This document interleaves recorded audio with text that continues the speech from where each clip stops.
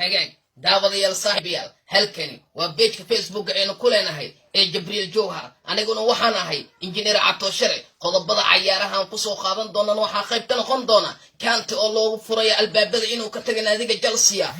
oo weerar ku qaadaysa xidiga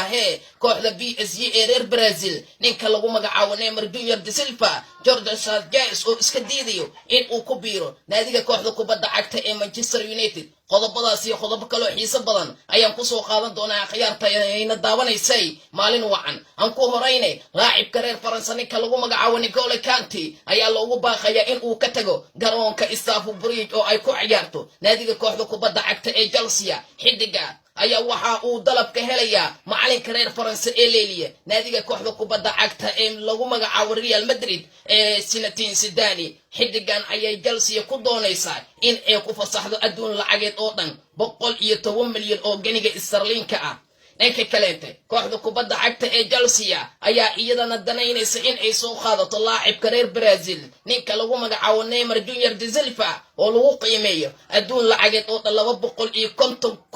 250 kun oo ganiga sterlinka ah xidigaasi ayaana noqon kara xidiga ugu qaalisana ee abid soo mara dunida